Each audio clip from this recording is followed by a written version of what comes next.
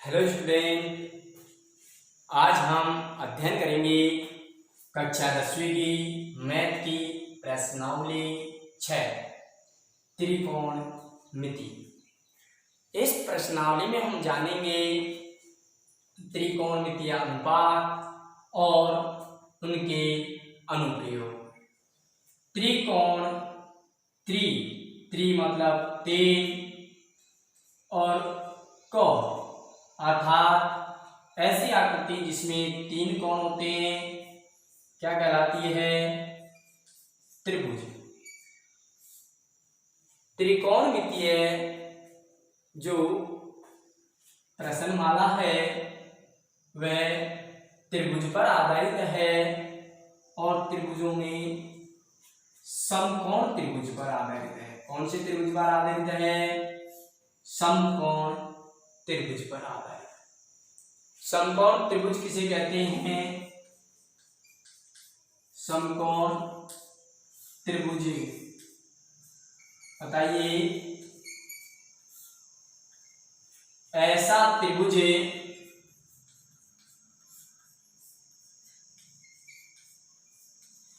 जिसका एक कोण 90 डिग्री का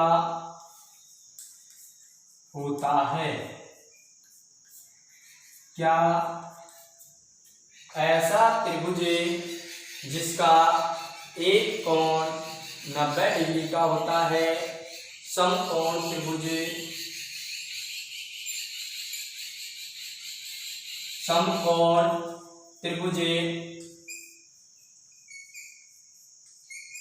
कहलाता है? कौन सा त्रिभुज कहलाता है? समकोण त्रिभुज कहलाता है। एक बार पुनः देखिए, हम कौन सी प्रश्नावली का अध्ययन करने जा रहे हैं? त्रिकोणमिति अर्थात ट्रिगोनोमेट्रिक। त्रिकोण त्रि यानी तीन, कोण ऐसी आकृति जिसमें तीन कोण होते हैं क्या कहलाती है? त्रिभुज। और त्रिकोणमिति जो है किस त्रिभुज पर आधारित होती है? समकोण त्रिभुज पर। समकोण त्रिभुज किसे कहते हैं? ऐसा त्रिभुज जिसका एक कोण कितना डिग्री का होता है? 90 डिग्री का होता है। क्या कहलाता है? समकोण त्रिभुज कहलाता है। आकृति देखते हैं। समकोण त्रिभुज में हमने देखा बी पर समकोण है। आपको मालूम होगा कि समकोण के सामने वाली भुजा को क्या कहते हैं? कर्ण कहते हैं। समकोण के सामने वाली भुजा को क्या कहते हैं? कर्ण। समकोण के सामने वाली भुजा को कर्ण कहते हैं। सपोज कीजिए यहाँ पर थीटा है तो थीटा के सामने वाली भुजा को लंब कहते हैं। क्या कहते हैं? लंब। और शेष भुजा को आधार कहते हैं। एक बार पुनः देखिए, हमने एक समकोण त्रिभुज ए बी सी लिया, इसमें बी पी क्या लिया हमने? समकोण। समकोण के सामने वाली भुजा क्या होती है? कर्ण। थीटा के सामने वाली भुजा लंब और शेष भुजा आधार। कर्ण को आप के द्वारा दर्शाते हो, आधार को ए द्वारा और लंब को एल द्वारा दर्शाते हो। ध्यान से देखिए, हम अध्ययन कर रहे हैं त्रिकोणमिति अर्थात ट्रिगोनोमेट्रिक। त्रिकोणमिति किस त्रिभुज पर आधारित होती है? समकोण त्रिभुज पर। समकोण त्रिभुज किसे कहते हैं? ऐसा त्रिभुज जिसका एक कोण कितना कोण? एक कोण 90 डिग्री का होता है। क्या कहलाता है? समकोण त्रिभुज कहलाता है। समकोण त्रिभुज में आपको मालूम होगा कि समकोण के सामने वाली भुजा क्या होती है?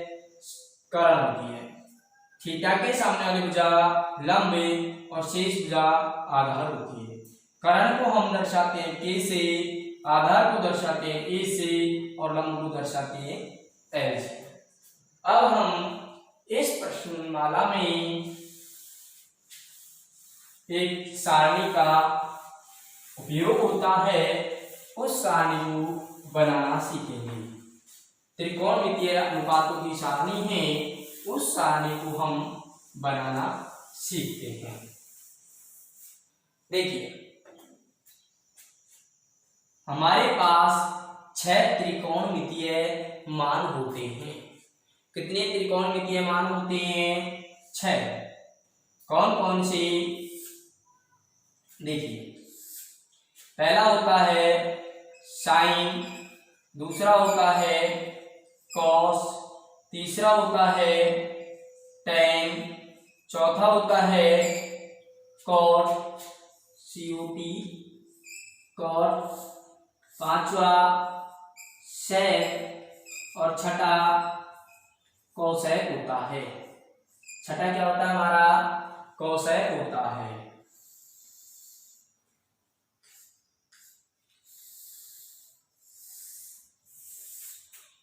देखिए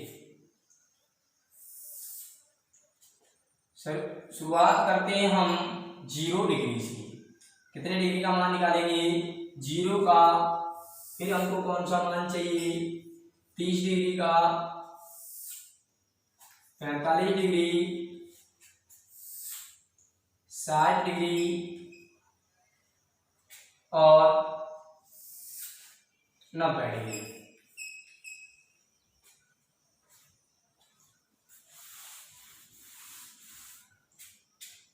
ये आपके क्या है? त्रिकोणमितीय अनुपात, त्रिकोणमितीय अनुपात है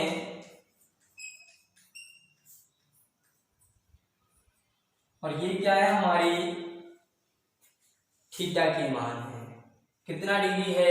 0 डिग्री, 30 डिग्री, 45 डिग्री, 60 डिग्री और 90 डिग्री। देखिए इस प्रश्नमाला में इस सारणी का यूज होता है, इसलिए हमें पहले यह सारणी बनाना आना चाहिए। देखते हैं हम इस सारणी को हम कैसे बनाते हैं। देखिए कितने डिग्री का मान निकालेंगे हम? शुरुआत में 0 का, इसलिए हम काउंटिंग करेंगे, गिनती प्रारंभ करेंगे 0 से। फिर 1, फिर 2, 3, 4। कितनी तक की गिनती लिखी हमने?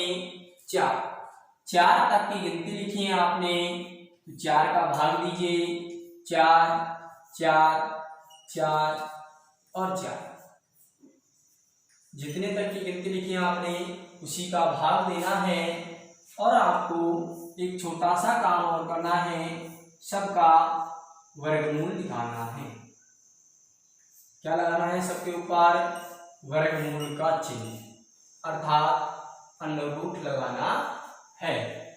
अब हम इसे कैसे सारणी बनाते हैं ध्यान से देखिए। पहले आप इन पॉइंटों को समझिए। 0 का वर्गमूल, क्या? 0 का वर्गमूल अर्थात अंडररूट 0 का अर्थ होता है 0। अंडररूट 0 का अर्थ क्या होता है? 0।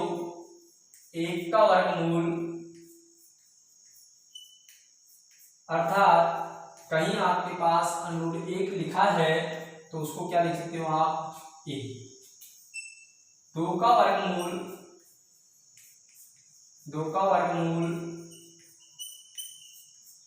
आपका होता है अंडररूट 2। 2 का वर्गमूल मतलब अंडररूट 2, और अंडररूट 2 का वर्गमूल नहीं निकलता है, इसलिए हम लिखेंगे अंडररूट 2।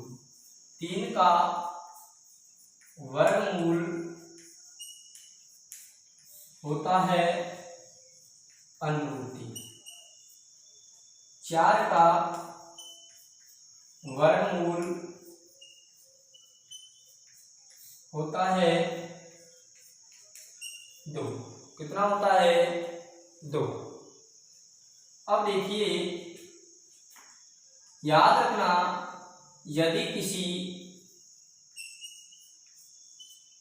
यदि हम शून्य में किसी संख्या का भाग देते हैं, शून्य में किसका भाग देंगे?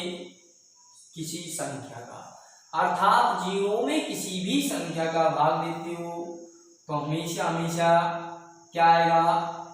0। यदि संख्या में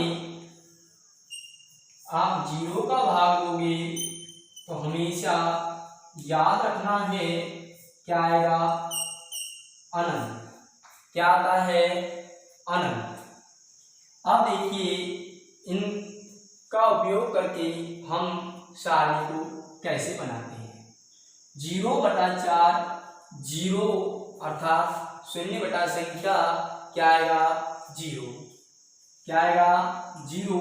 और 0 का वर्गमूल भी क्या होता है? 0। तो इसलिए हम क्या लिखेंगे?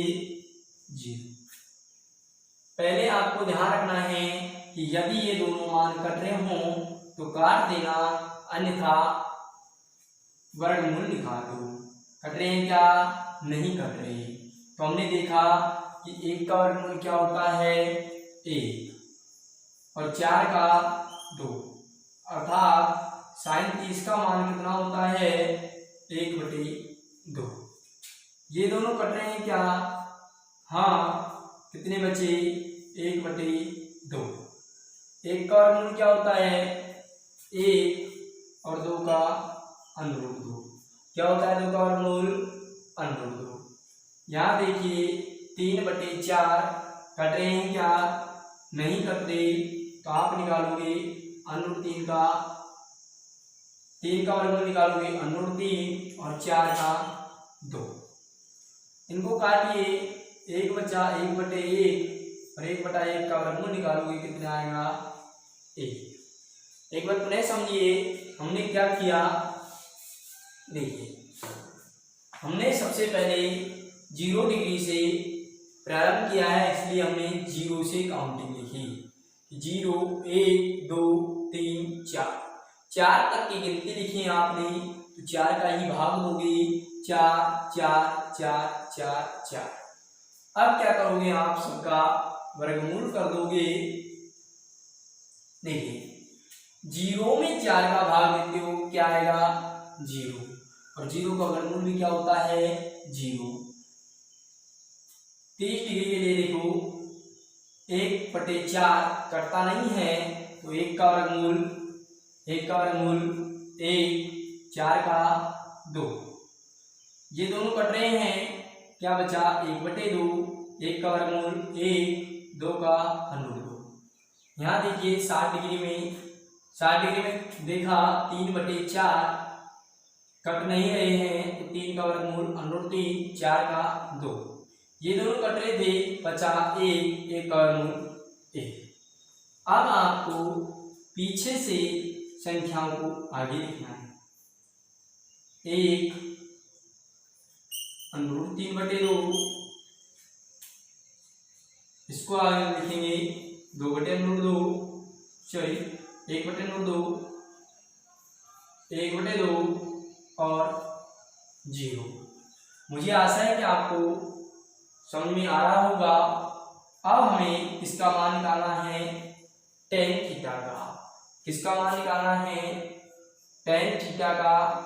आपको याद रखना होगा कि tan थीटा बराबर होता है sin थीटा बटे cos थीटा। क्या होता है? tan थीटा बराबर है sin थीटा बटे cos थीटा। देखिए इसका अर्थ क्या हुआ कि sin के मानों में cos के मानों का भाग दीजिए।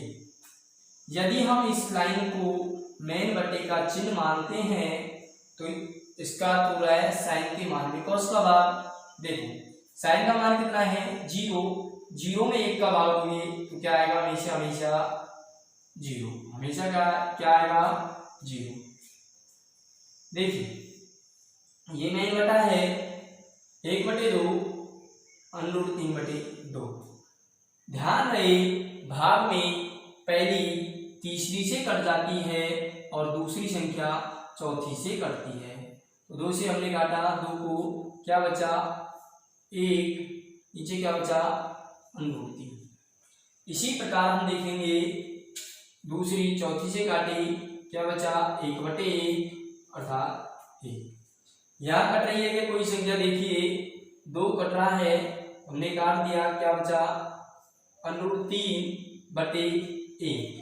और 1 को बटे में लिखने में आप लिखो तो ठीक है और नहीं लिखते हो तब भी कोई परेशानी नहीं है, क्योंकि कोई भी संख्या है उसके नीचे हमेशा हमेशा 1 होता है।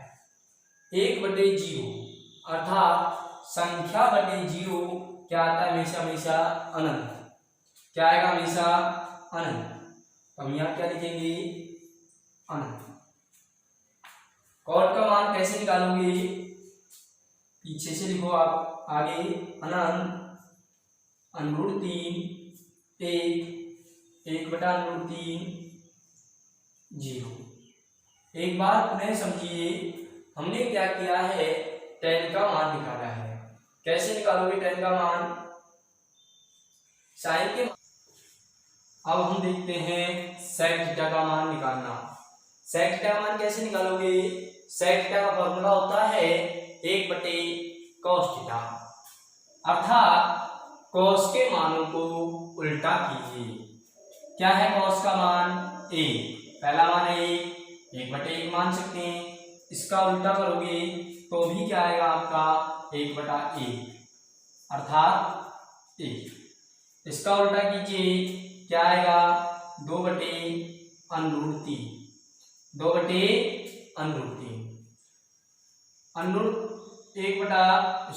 1/√2 का उल्टा करोगे तो क्या आएगा √2/1 अर्थात √2। 2 का उल्टा करोगे तो 2 और 0 का उल्टा करोगे तो क्या हो जाएगा 1/0 अर्थात अनंत। क्या आएगा, अनंत। अब हम कोसेक का मान निकालेंगे, उल्टा लिखिए, अनंत, पीछे से लिखिए, अनंत 2√2 2/√3 1। एक बार पुनः समझते हैं, हमें किसका मान निकालना है, सेक थीटा का। कैसे निकालोगे, 1/cos थीटा, अर्थात cos के मान को पलटिए, क्या है 1 का उल्टा 1, इसको पलटेंगे 2/√3, इसको पलटेंगे √2, इसको पलटेंगे 2, इसको पलटेंगे, क्या आएगा 0/1 का मतलब 1/0 अर्थात अनंत। पीछे से लिखिए आगे, अनंत 2√2 2/√3 और 1। एक बार हम पुनः कंप्लीट सारणी को समझते हैं। हाँ देखिए, एक बार पुनः हमें मालूम है कि त्रिकोणमिति में 6 त्रिकोणमितीय मान होते हैं। कौन कौन से, sine theta, cos theta, tan theta, cot theta, sec theta और कोसेक थीटा। 0 डिग्री, 30 डिग्री, 45, 60 और 90। आप कक्षा 12 में 180 तक की सारणी पढ़ोगे, लेकिन कक्षा 10 में कितनी पढ़ोगे, मात्र 90 डिग्री तक। देखिए 0 डिग्री से प्रारंभ किया है तो हम कहाँ से गिनती लिखेंगे, 0 से। 0 1 2 3 4 4 तक की गिनती लिखी है तो आप 4 का ही भाग दोगे, 4 4 4 4 4, सबका क्या कर दोगे, अंडर रूट। तो देखिए 0/4, 0 में 4 का भाग देंगे 0 और 0 का वर्गमूल 0। ये दोनों कट रहे हैं क्या, नहीं, क्या आ जाएगा 1/2, क्योंकि 1 का वर्गमूल 1, 4 का 2, काटिए 1/2, 1 का वर्गमूल 1 और 2 का √2। ये दोनों कट रहे हैं क्या, नहीं, √3/2, ये दोनों कट रहे हैं 1 का वर्गमूल 1।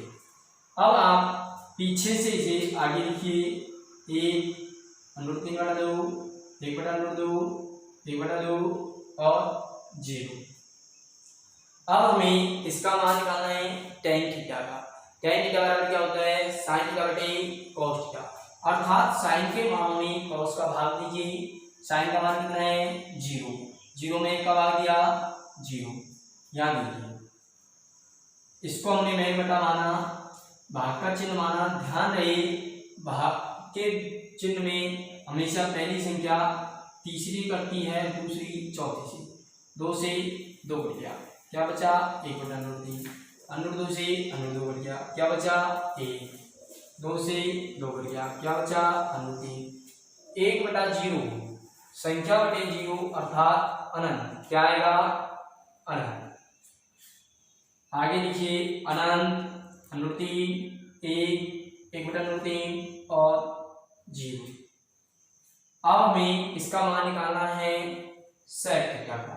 क्या होता है 1/cos थीटा, अर्थात cos के मान का उल्टा कीजिए। cos का मान पहला कितना है 1, 1 का उल्टा करोगे 1, इसका उल्टा कीजिए 2/√3, इसका उल्टा कीजिए √2, इसका उल्टा करेंगे 2, इसका उल्टा करने पे ध्यान रहे क्या आएगा अनंत। पीछे से आगे लिखिए अनंत 2 √2 2/√3 1। मुझे आशा है कि आपको यह सारणी बनाना समझ में आ गया होगा। याद रहे इस सारणी को आप अपनी कॉपी में एक बार बिना देखे बनाने की कोशिश करेंगे, क्योंकि अगर आपको यह सारणी आती है तो आप छठी प्रश्नावली को आसानी से कर सकते हो, क्योंकि उसमें इस सारणी का उपयोग होगा। मुझे आशा है कि आपको यह वीडियो पसंद आई होगी। यदि आपको यह वीडियो पसंद आई है तो वीडियो को लाइक कीजिए और ज़्यादा से ज़्यादा शेयर कीजिए। जय हिंद, जय भारत।